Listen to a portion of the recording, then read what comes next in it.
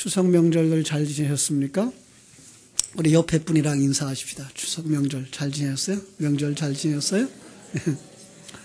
예. 예. 감사합니다. 그냥 위층은 어떻게 조용합니까? 옆에 분들이랑 좀 인사도 같이 하시고 그러시지. 지난주 명절을 앞에 두고 제가 이런 설교를 했어요. 그래서 고향으로 돌아가자 그랬습니다. 고향으로 돌아가자. 여러분 그 메시지 가지고 어떻게 가정 예배에서 다시 한번 묵상해 볼 수 있는 시간들, 기회들이 있었는지 모르겠습니다. 왜 사람들에게 고향 사모하는 마음을 주셨을까? 우리 고향은 어디일까? 그리고 고향에 가기 위해서 무엇을 어떻게 준비해야 하나라는 이야기를 했었습니다. 그때의 설교를 위해서, 오늘 설교를 위해서 하나의 멘트를 드리고 갔다라고 말할 수 있는 게 하나 있었는데, 고향길은 여행길이 아니고 그것도 죄인이 되어져서 묶여가는 길도 아니고 영원한 결혼을 위해 가는 신부의 신랑 만나러 가는 길, 탕자의 아버지 집에 돌아가는 길이라 이렇게 얘기를 했습니다. 아마도 그 설교를 들으면서 추석 명절인데 고향이라고 하는데 부모님에게 관심 가져야 되는데 어떻게 신부와 또 신랑에 관한 얘기가 들어갔을까 의아해할 수 있는 그런 내용이었습니다. 오늘은 그 말씀을 풀어서 고향길로 초대받은 자를 다른 말로 바꿔서 혼인잔치에 초대받은 자라 말씀 나누려고 하는 것입니다. 네. 어떻게 우리는 혼인잔치에 준비되어져야 되며 어떻게 신랑을 만날 것인가, 오늘 구원에 관한 말씀으로 성경 전체 속에서 찾아가면서 함께 나누려고 하는 것입니다. 아마도 오늘 본문의 말씀은 우리가 많이 들었고 잘 아는 말씀이라고 생각이 됩니다. 그래서 그런 부분에 있어서 중요하게 여기는 것 먼저 새겨드리고 싶습니다. 그건 바로 성경을 읽고 이해하는데 아주 위험한 방법들이 있다라는 겁니다. 우리는 모두 다 그냥 성경을 받아서 보면 다 좋은 줄 알고 성경이 읽기만 하면 그게 다 그러한 줄만 알았는데 그 속에는 굉장히 위험한 독이 들어가 있습니다. 어떤 분은 그런 얘기를 했습니다. 천국에 못 따라가는 이유 중에 하나가 성경을 가지고 있기 때문이다 그랬습니다. 이 말이 이해가 될지 모르겠습니다. 왜냐하면 첫째로 성경을 문자적으로 해석하고 있기 때문에 그렇습니다. 성경을 그냥 글자의 내용을 가지고 세속적인 가치관을 가지고서 그냥 이해를 하는 것입니다. 오늘 본문을 보면서 이렇게 생각하는 거죠. 그래, 그 사람들이 혼인잔치에 초대받았었구나. 그런데 모두 다 제 일이 바쁘다고 거절했구나. 그래도 그렇지. 이웃지간에 좋은 일인데 함께 좋아해주고 함께 축하해 줘야지. 그러면서 이제 우리 애들한테 그런 얘기를 하는 거죠. 여러분, 이웃 간에 서로 품앗이 잘해서 이웃과 화목하시기를 바랍니다. 이렇게 적용하는 설교. 이건 굉장히 위험한 설교라는 것입니다. 한 걸음 더 나가서 전도서 7장 2절을 덧붙이죠. 무슨 내용이죠? 추상집에 가는 것이 잔치집에 가는 것보다 낫다 그랬습니다. 그러니까 오늘 저녁에 우리 초상집 어디 다 참석하기 바랍니다. 그러면 더 이상해지는 거죠. 그죠? 그런가 하면 성경을 보면서 초월적 해석을 하는 사람들입니다. 초월적 해석. 아예 성경 내용을 신성시해버리는 겁니다. 성경에 있는 내용들이 아주 신성한 거예요. 그러니까 아브라함 그러면 아브라함의 이야기를 하면서 우리도 아브라함처럼 이런 믿음을 가지고 이렇게 자라가는 겁니다 라고 말하면 아브라함과 어떻게 나를 비교해. 그분이야 믿음의 조상이니까 그럴 수 있지만 나야 거기에 비교할 바가 안 되지 하고 하는 생각입니다. 우리가 바로 가룟 유다와 같은 자라는 이야기를 하려고 하면 가룟 유다 입에 띄자마자 뭐라고 생각해요? 그런 생각 말아요. 예수 무슨 스승까지도 팔아먹을 그 못된 놈이랑 나를 어떻게 비교한단 말이에요? 나는 그렇지 않아요. 라고 생각을 해보는 것. 예. 그 전자를 해석하는 방법은 성경 속의 그 사건과 말씀과 자기가 만나는 일, 자기가 당하는 환경 속에서 공통분모만 찾습니다. 그래서 자신들의 입장에 유리하도록 해석하고 적용하는 이기주의적인 해석 이기주의적인 적용입니다. 이게 한국교회의 큐티라고 하는 거로다 그냥 퍼져버렸습니다. 무척 무서운 겁니다. 심지어 나치의 만행을 정당화하기 위해서 전쟁신학이라고 하는 게 생겼고요. 남미에 그 압제당하는 그 속에서 벗어나려고 해방신학이 생겼고요. 국가나 회사가 국민들이나 노조 집단적 행위를 이제 범법 행위로 몰아붙이려고 늘 써먹는 성경구절. 뭐죠? 상위 권세에 복종하라. 물론 그들의 행위가 다 옳다라는 얘기 아닙니다. 그들도 집단적 이기주의가 발동해서 출발하는 것이기 때문에 그것도 옳은 것은 아닙니다. 어쨌든 이 세상에 인간 자기 자신을 위한 사단적 본능, 그걸 어디서 가져온다고요? 문자주의적 해석에서, 인본주의적 해석으로 기울어져 가서 그렇다고 하는 사실입니다. 그 초월적 해석이라고 하는 것은 어떻다고요? 하나님의 말씀을 아예 신성화시키는 것입니다. 그래서 자기의 영역을 신성화시키기 시작하고요.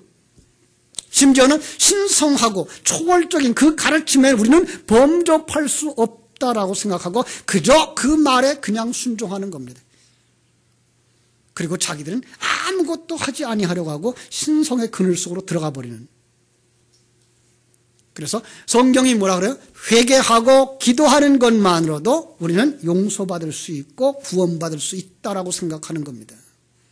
성경의 말씀이 내 일상 속에 조금 더 영향을 끼치지 않는, 그리고 내가 거기에 미칠 수도 없는, 그래서 그걸 믿음이라는 단어로 위장해가지고 거기다 성실하지 아니한 방법으로 가고 그 다음에 책임 회피로 가는 바로 그런 것들입니다. 어떤 사람들은 우리는 가서 전도할 필요도 없어, 그냥 땅만 밟으면 돼라고 생각하는 사람들입니다. 이게 바로 이런 신학에서 온 겁니다. 그래서 모슬렘 국가에 가서 땅을 밟고 그들이 신성화되어진 그 성전 안에 들어가서 밟고 불교의 사원 속에 들어가서 그렇게 흉측스러운 일들을 행하는 것, 그게 바로 복음을 전한다고, 그게 하나님의 뜻을 이루는 거라고 생각하는 그들입니다. 아니요, 그렇지 않습니다. 성경은 문자적 해석 이상의 예표적 차원의 진리를 가지고 있다는 것 꼭 기억하셔야 됩니다. 그래서 성경 속에는 문자 속에 담겨진 진리를 보지 못하면 성경을 보지 못한 것입니다. 많은 사람들이 이 문자적 틀을 벗어나지 못하고 있기 때문에 성경을 아무리 풀어도 단어는 똑같은 단어를 쓰고도 내용은 전혀 다른 내용을 설교합니다. 우리가 가끔 기복주의라고 말하는 어떤 사람들의 이야기, 신비주의라고 말하는 어떤 사람들도 늘 하는 얘기가 뭡니까? 예수 그리스도, 십자가, 성령, 그렇습니다. 자기 부인. 그런데 그렇게 말하면서도 그 내용이 자기 욕망 성취를 위하여 쓰고 있다면 설교는 전혀 다른 방향으로 가고 있는 것입니다. 구원의 이야기도 마찬가지입니다. 오늘 본문의 말씀도 성경은 무엇을 담아주고 있습니까? 지난주에 말씀드렸던 것처럼 고향으로 돌아가자라는 말을 했을 때에 그 고향은 여러분과 내가 태어난 이 세상의 어떤 곳이 아닌 하나님의 나라를 표현하는 것이었듯이 바로 여기에 혼인의 문제, 이 결혼의 문제도 바로 그런 것입니다. 이 결혼의 문제도 청춘 남녀의 결혼식을 위하여서 얘기하고 있는 것이 아니라 바로 구원의 이야기를 여기다 담아서 우리에게 주고 있다는 사실을 우리는 기억해야 되는 것이죠. 그렇죠? 세상의 많은 사건들, 상황들, 단어들을 모두는 하나님이 보이지 아니하는 세계를 담아서 우리에게 보여주려고 한, 우리에게 교훈하려고 한 그릇들이라는 사실을 우리는 여기서 알아야 되는 것입니다. 우리가 수요일마다 이제 십계명을 이렇게 공부하기 시작을 했습니다마는 그 십계명 돌비, 그것은 그 가르쳐준 그 글자대로 지켜라가 아니라 그 속에다 하나님이 우리를 얼마나 사랑하고 있는지, 우리를 어떻게 만들어갈 것인지를 설명해 주고 있는 사랑의 편지인데, 우리는 그걸 받아서 하나님을 무서운 하나님, 이걸 지키면 상 주고 지키지 않으면 벌 주는 하나님, 이렇게 생각해버리고 하나님을 멀어졌습니다. 그래서 하나님은 나 밖에 있는 하나님, 멀리 있는 하나님, 무서운 하나님, 심판의 하나님으로만 생각하게 되었습니다. 그 하나님이 나와 함께 계시는 하나님, 그 하나님이 나를 애굽에서부터 건져내신 하나님이라는 개념은 이미 잊어버렸습니다. 오늘 성도들에게도 그렇습니다. 우리는 그 하나님이 정말로 나를 사랑하며 나와 함께 계시며 나를 만들어가고 계시다고 하는 그 친절함과 그 뭐라 그래요? 우리 한국말로는 중국말로는 친체 밀접한 관계, 사랑의 관계, 그것들을 우리가 피부로 느끼고 깨달아야 되는데 그 부분이 우리는 약합니다. 그리고 그분은 하늘나라에 계시고 나는 여기서 그냥 하나님 주시는 것 가지고 좀 잘 먹고 잘 살았으면 좋겠다라는 그 생각에 젖어서 살아가고 있는 것입니다. 그건 하나님을 모르는 사람들입니다. 그래서 오늘 말씀 바로 그것과 같습니다. 자, 유대인들에게 결혼 풍습을 하나 가르쳐 주고 그것이 전통화되어지고 습관화되어져서 그 얘기를 하면 누구나 그건 뭐구나, 어떻게 되는 거구나를 알아들을 수 있을 만큼 훈련시킨 다음에 하나님 그 결혼의 내용들을 가지고 뭘 설명하고 있는 거예요? 하나님과 너의 관계를 설명해 주고 있는 것입니다. 이걸 볼 수 있어야 되는 것입니다. 여러분, 이걸 보지 못하면 그냥 결혼식은 결혼식, 하나님은 하나님입니다. 십계명을 얘기할 때도 그렇습니다. 십계명을 우리가 쫙 보면 역사 속에서 십계명을 주어지기 전에 어떤 법전이 있었다는 얘기를 들었죠. 바로 함무라비 법전입니다. 예. 그러나 우리는 십계명에 나오는 윤리 도덕의 얘기는 이미 누구들이 알고 있었다? 세상 사람들이 다 알고 있었던 겁니다. 그러니까 그 십계명의 계명들을 가지고서 하나님이 이렇게 사랑하는 거야를 거기 담아준 것이지, 이걸 지켜라, 이걸 지키지 말아라고 준 것은 아니라는 사실입니다. 그런데 우리는 그렇게만 알고 있어요. 이걸 지켜라, 이건 하지 말아라고 말하면 그건 우리 세상에서 도덕책 속의 내용과 다를 바가 없는 것. 결혼도 마찬가지입니다. 오늘 혼인 문제도 마찬가지입니다. 그 속에다가 하나의 진리를 담아서 주시는 그릇으로 보셔야 그 속에서 무엇을 우리에게 말씀하시는지 우리가 볼 수가 있는 것입니다.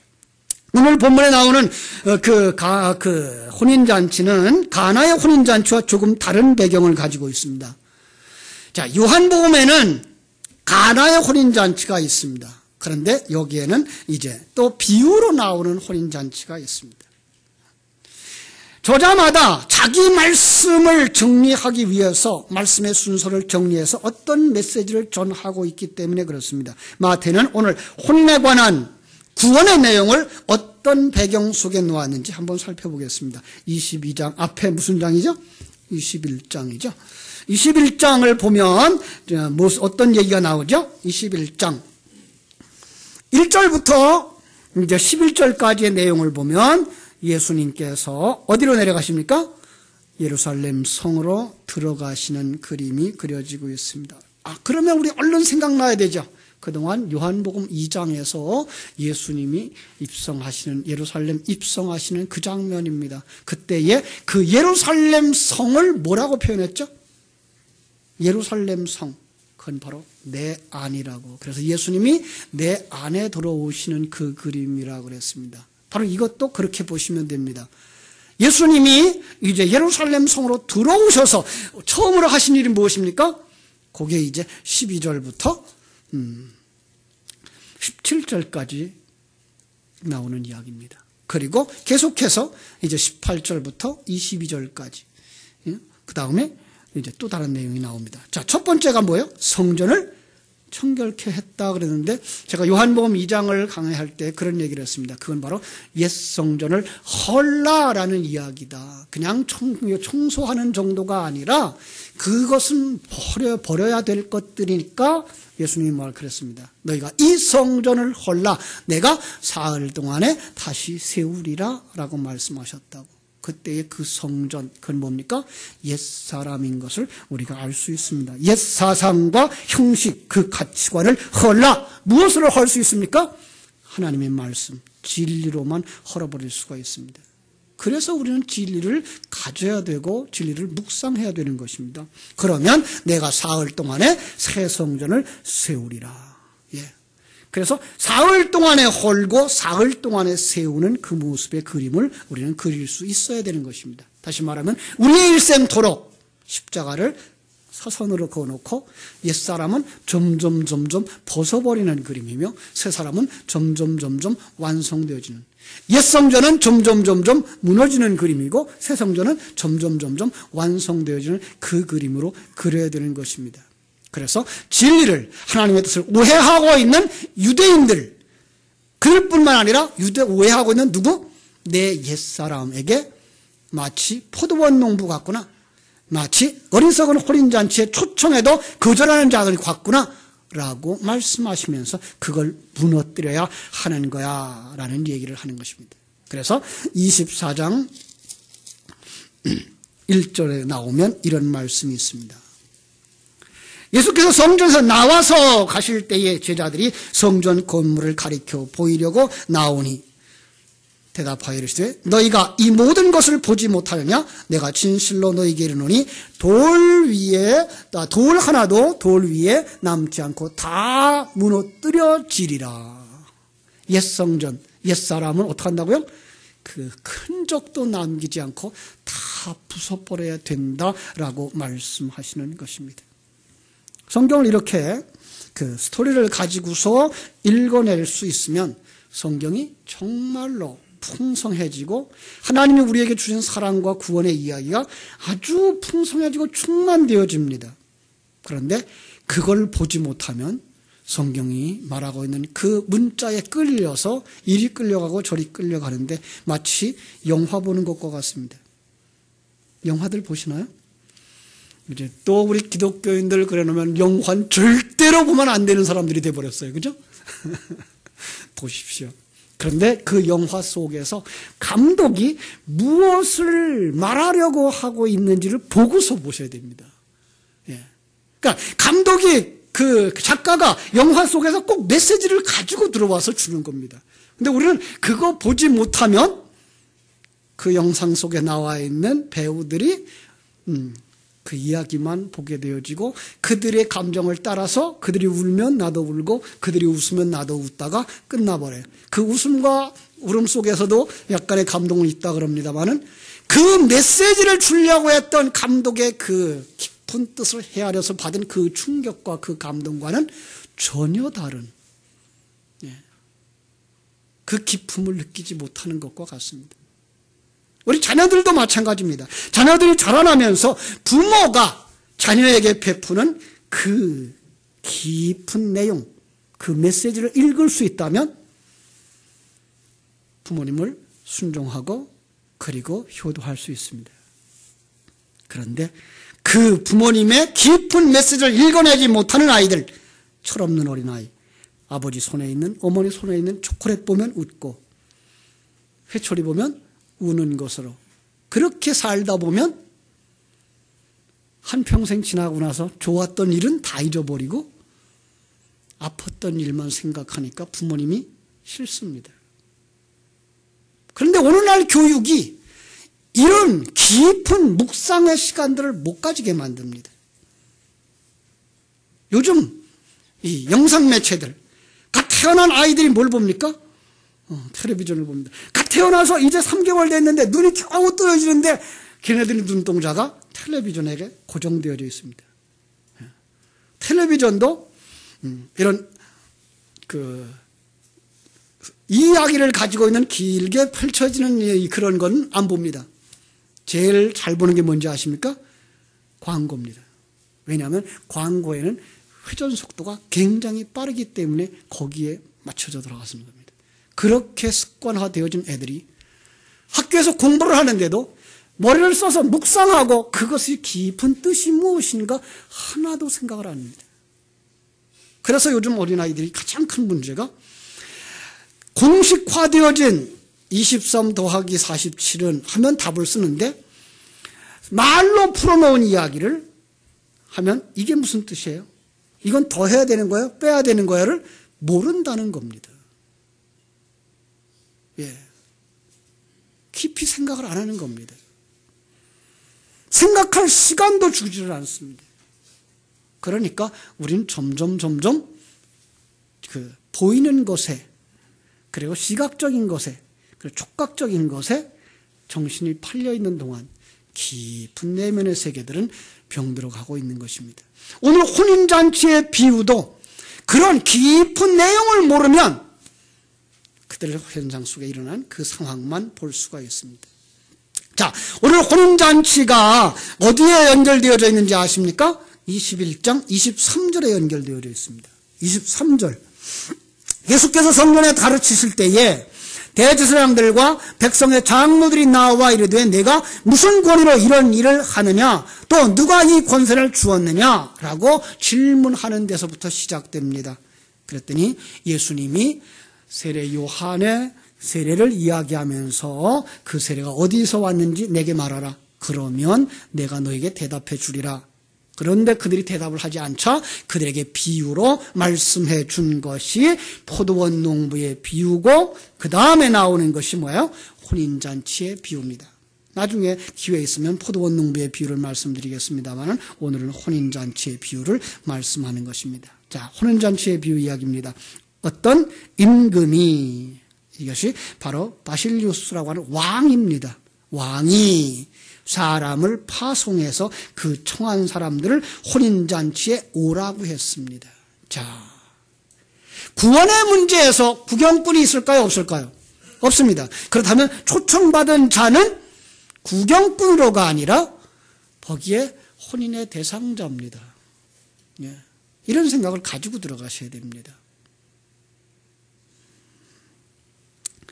자, 그런데 그 상황이 어떻게 되죠? 그 상황을 이해하기 전에 먼저 이걸 어떤 사람이라고 하는 객체로 볼 수 있고요. 두 번째는 우리 속에 있는 두 생명으로 볼 수 있습니다. 예. 잘 말하면 우리는 나는 구원받고 주님 앞에 왔고 나는 하나님의 그 부르심을 받고 왔어 라고만 생각하면 아이 저 사람들은 그것도 듣지 못했어라고 해서 나와 다른 저 사람들에 대해서 이해를 못하게 됩니다. 그런데 이 복음은 지금 내 안에 들어오신 거죠. 왜? 예루살렘에 입성하셨기 때문에 그리고 입성하셔서 하나님의 말씀을 강론하고 있는 것이기 때문에 내 안에 이미 존재하는 두 생명에 관한 이야기를 하고 있는 것으로 보셔야 정확하게 볼 수가 있습니다. 어쨌든 그 죄인 되어진 그들이 어떻게 임금님 앞에 올 수 있습니까? 거기에는 4절 준비되어졌기 때문에 그렇습니다. 뭘 준비했습니까? 소를 잡았고 살진 짐승을 잡았습니다. 예, 요건 나중에 설명을 해드릴게요. 이제 그 자리에 오기만 하면 됩니다. 그랬더니 거기에서 오고지 않고 거절하는 그들의 모습을 봅니다. 5절 그들이 돌아보지도 않고 한 사람은 자기 밭으로 갔습니다. 여러분 그 자기 밭이 어딘지 압니까? 새우길까요? 양우리일까요? 창세기 3장으로 가셔야 됩니다. 창세기 3장은 타락한 자들을 보낸 그 흙입니다. 예. 제 곳으로 간 것입니다. 흙으로 간 것입니다. 죄로 간 것입니다. 타락으로 간 것입니다. 또 한 사람은 사업하러 그랬는데 그 말은 옛상조는 뭐라 그랬어요? 상업차 그랬어요. 그런데요, 그 원어를 보면 엠포리라라는 말인데 상업차 거래하러 상업 거래 어디서 본 것 같죠? 성경을 읽어보신 분들 요한계시록에서 나옵니다. 요한계시록의 18장에 상인들이 나옵니다. 예. 그러니까 지금 그들은 바벨론에 속한 자들입니다. 세상 속에서 팔고 사는 것을 삶의 목적으로 사는 사람들, 심지어 어디까지 와서? 교회까지 와서 내가 요만큼 낼 테니까 하나님 여기다가 30배 갚아줘야 돼요 라고 흥정하는 사람들. 이게 옛사람들입니다. 세 번째, 어떤 사람이 있죠? 종도를 잡아서 모욕하고 죽이는 자들. 그 이야기는 바로 앞에 있습니다. 마태복음 21장 33절에서 46절에 있는 이야기 속에서 포도원에 열매를 맺지 못하는 포도원 지기들, 그 주인이 종을 보냈더니 그 종들을 어떻게 해요? 능욕하고, 나중에는 주인의 아들을 보냈더니 포도원 밖으로 내어 쫓아서 죽이는, 예수를 죽이는 자들, 진리를 죽이는 자들. 한마디로 말하면 이 세 종류의 사람들은 누구를 말하는 것입니까? 하나님을 모르는 자들, 왕을 모르는 자들, 주인을 모르는 자들, 신랑을 모르는 자들. 호세아서의 단어로 말하면 음행하는 고멜, 배역한 이스라엘. 물론 이런 자들은 모두 다 지옥에 던져질 것입니다. 그것이 바로 심판받을 이유입니다. 그러나 지금 우리는 예루살렘에 입성하신 예수님이 강론하시는 그 음성을 들으면서 내 안에 오신 예수 그리스도의 강론하실 때 그 하나님을 알지 못하는 자가 누구 안에 있다? 내 안에 있다는 겁니다. 하나님이 원하는 그 길에 대하여 귀도 열리지 아니하고 눈도 열리지 아니하고 생명도 없고 감각도 없는 자가 내 안에 있다는 것입니다. 내버려두면 지옥 갈 수밖에 없는데 하나님은 종들을 또 보냅니다. 또 보냅니다. 왜요? 자기 백성은 하나도 잃어버리지 않기 위해서입니다. 9절 말씀 봅니다. 22장 9절. 그들이 안 오니까 주인이 사람들을 보내면서 네 거리 길로 가서 사람을 만나는 대로 혼인잔치에 청하여 오라 라고 말합니다. 네 길 어디입니까? 땅 끝까지입니다. 세상입니다. 세상 4의 세상 숫자입니다. 그런데 만나는 대로입니다. 구원에는 조건이 없습니다. 무조건적인 하나님의 부르심입니다. 그렇죠? 그런데 그 그림, 이제는 그 종을 보내 사람 데려오는 그 그림을 창세기로 가지고 가서 보겠습니다. 창세기 24장. 어떤 상황일까요? 창세기 24장에도 누가 누구를 파송하는 그림이 있습니다. 누구죠? 아브라함이 그 아들 이삭을 위하여서 신부를 구하려고 종을 보내는 바로 그런 그림입니다. 왕이 종들을 보낸 그림이나 아브라함이 종을 보낸 그림이나 다 무엇을 위한 그림이라고요? 혼인잔치를 위한 그림이라니까요. 하나님이 신부되는 자기 백성을 찾으려고 사역자를 보낸 것입니다. 그런데 그 아브라함의 종은 그 신부감을 어디서 만나죠? 우물가에서 만납니다. 그래서 성경 속에 우물가는 누구와 누가 만나는 곳? 신랑과 신부가 만나는 곳. 교회입니다. 여기서 우리는 누굴 만나야 됩니까? 예수 그리스도가 우리를 만나러 오신 것이고 우린 여기서 예수 그리스도를 만나셔야 되는 것입니다. 자, 그런데 거기서 이제 24장 창세기 24장 17절 종이 마주 달려가서 청컨대 네 물 항아리에 물을 내게 조금 마시우라 라는 말입니다. 조금 더 이제 설명되어진 표현으로 말하면 너 항아리 맞지? 너 항아리 맞지? 네 항아리 안에 있는 물 좀 쏟아봐 이 말입니다. 물, 그게 뭐죠? 도리입니다. 사상입니다. 진리입니다. 너 생명을 가진 자냐? 그럼 그 생명을 쏟아봐. 너 진리를 가진 자냐? 그 진리를 쏟아봐. 더 쉽게 말하면 너 그리스도의 신부가 맞냐? 그러면 그리스도가 내게 준 빈폐물을 내놔봐 이겁니다. 결혼 약속한 그 증거물을 내놓으라는 겁니다. 여러분 마태복음 25장으로 가면 또 똑같은 신랑을 기다리는 신부들이 있죠. 마태복음 25장에 가면 어떤 처녀?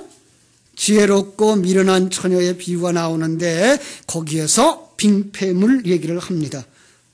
신랑이 와서 빙패물 내놔봐. 그랬더니 다섯은 그래 여기 있습니다 라고 내놓았어요. 뭐죠 그게? 기름이죠. 성령이죠. 진리의 말씀이죠. 그랬더니 신랑이 그를 반짝 들고서 어디로 갑니까? 신방으로 들어갑니다. 그런데 다섯은 잠깐만 기다려요. 집에 가서 찾아보고 올게요. 그리고 집으로 가는 것. 그들은 그 기름을 준비하지도 못하지만 다시 돌아와서 문을 두드리자 안에서 들려나오는 소리가 무슨 소리입니까? 난 너희를 알지 못한다. 근데 여기 알지 못한다는 안다는 단어가 무슨 뜻인가 하면 에이도입니다. 무슨 뜻이죠? 보지도 못했답니다. 하나님은 하나님의 생명이 없는 자들은 보이지도 않는 겁니다. 그래서 하나님이 천지와 만물을 창조하셔놓고 거기가 어떻더라고요? 공허하고 혼돈되고 흑암이 깊음 위에 있는 곳입니다. 거기에 하나님의 생명, 빛이 들어와야만 그곳은 하나님의 눈에 보이는 곳입니다. 하나님이 그토록 우리를 사랑하시고 계시고 우리에게 관심 가지고 계시고 우리에게 가치를 두고 계시다는 사실을 우리가 알게 되는 것입니다. 그렇습니다. 이것도 누구와 누구를 보셔야 된다고요? 저 교회 밖에 있는 저 사람들, 그들은 기름 준비 못해서 죽는 거구나. 맞습니다. 그런데 더 정확하게 얘기하면 내 안에 있는 두 사람입니다. 우리는 한 몸입니다. 그런데 두 사상이 있습니다. 하나는 새 사람으로서의 생명력, 하나는 옛 사람으로서의 생명력. 이 둘이 늘 싸우는 겁니다. 그리고 우리가 그리스도의 신부되지 못하게 하는 것입니다. 왜요? 자기는 이미 누구의 신부가 되어졌기 때문에? 사단의 신부가 되어져 있기 때문에. 여러분, 우리는 중립에 서 있다고 절대 아닙니다. 너를 누가 지배하거나 사단이 지배하거나 아니면 하나님이 지배하는 사람입니다. 오늘 여러분이 어떤 사람에게 양식을 주냐, 그가 여러분의 주인 노릇을 하는 것입니다. 그렇습니다.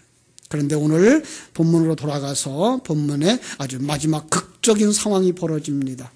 10절, 혼인잔치에 손님들이 가득한지라. 얼마나 좋겠습니까? 오늘 전 세계 교회의 상황입니다. 진리가 왜곡되어져서 예배당이 가득 차는 거 아십니까? 여러분, 이건 무서운 얘기입니다. 제가 그건 신앙이 아닙니다라는 두 얘기를 늘 하죠. 배고파서 너무 가난해서 그 문제 해결하려고 하나님 찾아오는 것도 정상적인 신앙 아닙니다. 내가 너무 잘 살고 배불러서 주님을 떠나는 것도 정상적인 신앙이 아닙니다. 그런데 우리 가난한 나라의 복음이 전파되어지면 그 예수 그리스도를 통해서 하나님을 통해서 교회를 통해서 문제를 해결받고 이 세상에 잘 살아보려고 모이는 사람들이 많아지게 되어 있습니다. 우리 민족들이 그랬었고 지금 제가 사역하던 중국의 현실이 그렇습니다. 우리 교회 한국에도 약 한 15년 전 20년 전만 해도 예배당만 지어놓으면 예배당은 가득 찼습니다. 중국은 지금 그렇습니다. 예배당을 크게 지어놓으면 5,000명 정도 들어가는 교회를 지어놓으면 3년 안에 10,000명 이상이 모입니다. 왜요? 이 세상 가서 잘 산다는데요. 그리고 천국까지 덤을 준대요. 그런데 안 모이면 어디로 갑니까? 잘못된 왜곡된 복음이 사람들을 교회로 끌어모읍니다. 그런데 오늘 본문에 뭐라고 말합니까? 신랑이 옵니다. 임금이 옵니다. 손님들을 보러 왔더니 예복을 입지 않은 한 사람이 있습니다. 예복을 입지 아니한 자. 지난주에 우리가 말씀 나누면서 고향 갈 때 뭐 입고 가야 된다고요?